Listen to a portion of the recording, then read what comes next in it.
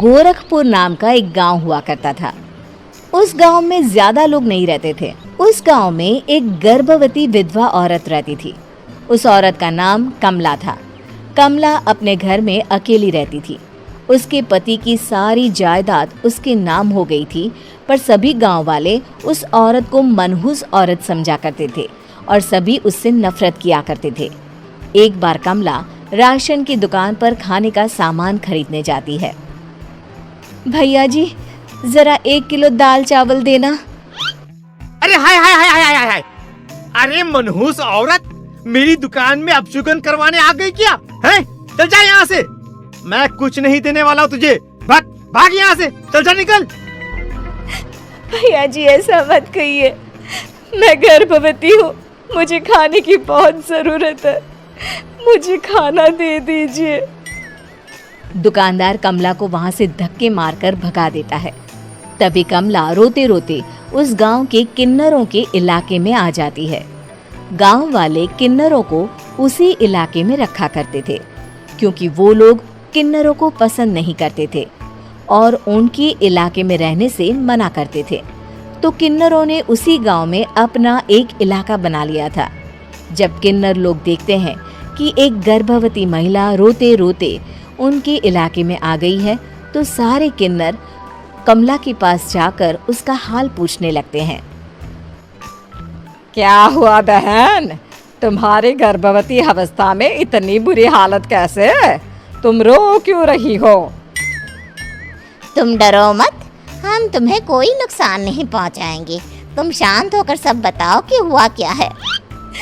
मैं कमला हूँ, मैं गांव के दूसरे इलाके से आई हूँ। 2 महीने पहले ही मेरे पति की मौत हुई है। मुझे गांव के लोग मनहूस मानते हैं, क्योंकि मैं विधवा हूँ और गर्भवती भी। वहाँ के लोग मुझे खाने के लिए कुछ बेचने के लिए भी तैयार नहीं, जिससे मेरा गुजारा नहीं हो रहा था। कोई बात नहीं कमला, हम तुम्हारा ख्याल रखेंगे। किन्नर लोग कमला को एक खाली घर में रहने के लिए जगह दे देते हैं और उसकी देखभाल भी करते हैं। कुछ ही महीने बाद कमला अपने बच्चे को जन्म देती है, पर अफसोस, कमला बच्चे को जन्म देते ही अपनी जान गंवा देती है। जब सब किन्नर बच्चे को देखते हैं तो बहुत खुश हो जाते हैं, क्योंकि वो बच्चा भी किन्नर ही था। कमला ने एक किन्नर बच्चे को जन्म दिया था। अब इस बच्चे की देखभाल कौन करेगा? हम तो इस बच्चे को गांव के दूसरे इलाके में भी नहीं भेज सकते। अरे तो क्या हुआ, इस बच्चे की माँ नहीं रही तो हम इसे पालेंगे। अब ये हमारे इलाके में रहेगा, हमारे साथ रहेगा।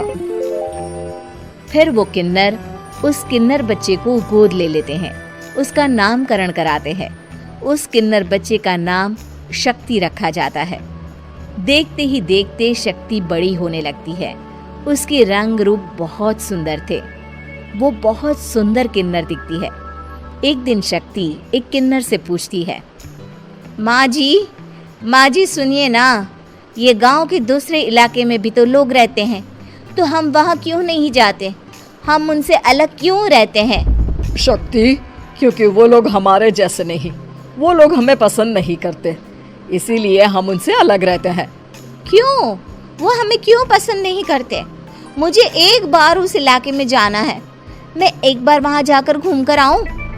शक्ति, खबरदार, जो तू उस इलाके में कभी भी गई तो अपनी जान नहीं गंवाना चाहती तो उस इलाके में कभी कदम भी नहीं रखेगी, समझी?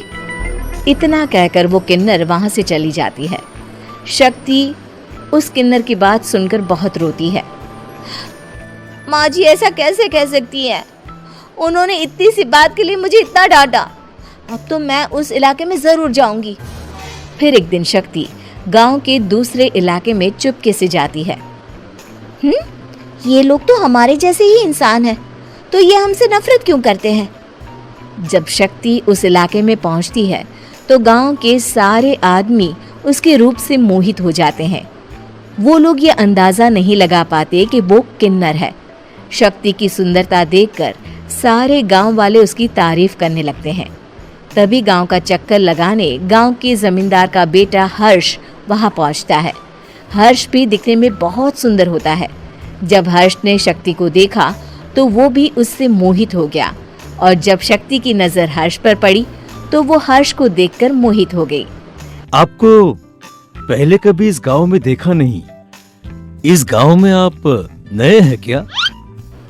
जी नहीं, वो मैं बस तभी शक्ति बोलते बोलते रुक जाती है और मन में सोचने लगती है, अगर मैंने इनको बता दिया कि मैं दूसरे इलाके से आई हूँ तो वो समझ जाएंगी कि मैं किन्नर हूँ, इसलिए मुझे इनसे झूठ ही बोलना पड़ेगा। शक्ति हर्ष को कहती है, जी हाँ, मैं इस गांव में नई आई हूँ, यहाँ अकेली रहती हूँ। वैसे आप कौन है? आप भी इसी गांव में रहते हैं? जी हाँ, मैं इस गांव के जमींदार का बेटा हूँ। आपको किसी भी चीज की जरूरत पड़े तो आप मुझे बता देना, मुझे अच्छा लगेगा। ऐसे ही शक्ति और हर्ष एक दूसरे से रोज मिलने लगते। वो दोनों अपने प्यार का इजहार करने एक दूसरे से मिलने जाते हैं। तभी शक्ति का पीछा करते करते एक किन्नर वहां आ जाती है। शक्ति, मैं तुमसे बहुत प्यार करता हूँ। मैं तुमसे शादी करना चाहता हूँ। क्या तुम मुझसे शादी करोगी? हाँ हर्ष, मैं तुमसे शादी करूंगी, पर मैं तुमको अपने बारे में एक सच्चाई बताना चाहती हूँ जो मैंने तुमसे छुपा कर रखी है। तभी उनके बीच में ही वो किन्नर आ जाती है। शक्ति, तेरी हिम्मत कैसे हुई ऐसा करने की? वो किन्नर शक्ति को खींचकर गांव के जमींदार के पास ले जाती है। हर्ष भी वहां शक्ति को बचाने के लिए पहुंच जाता है। जमींदार शक्ति और हर्ष के प्यार के बारे में सुनकर गुस्से में आ जाता है और शक्ति को गांव के बाहर निकालने की सजा देता है।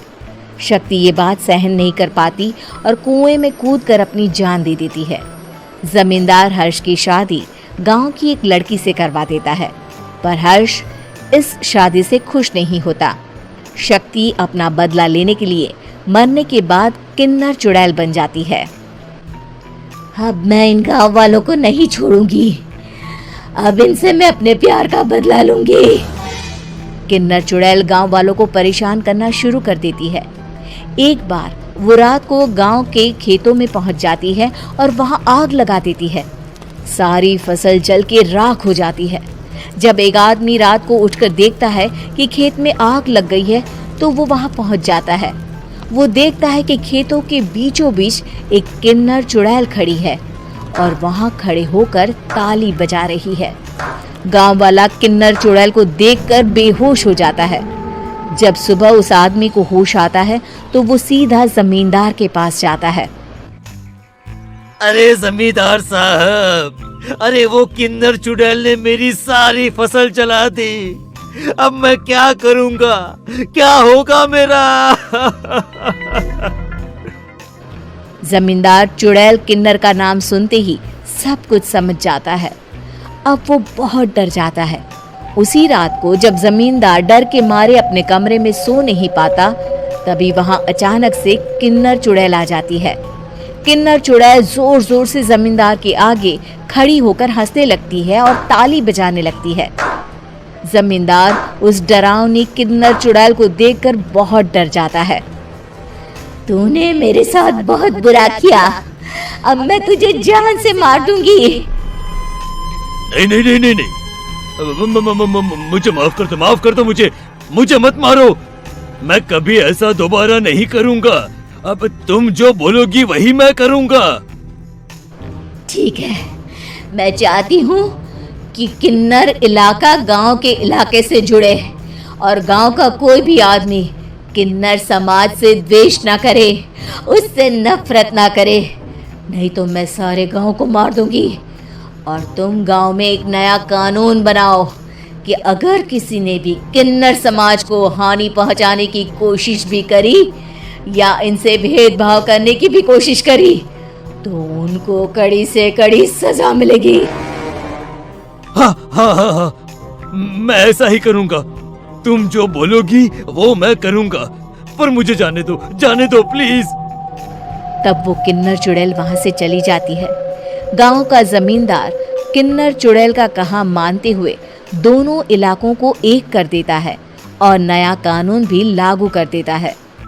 तब से वहाँ किन्नर समाज और बाकी गांव वाले शांति पूर्वक रहने लगते हैं।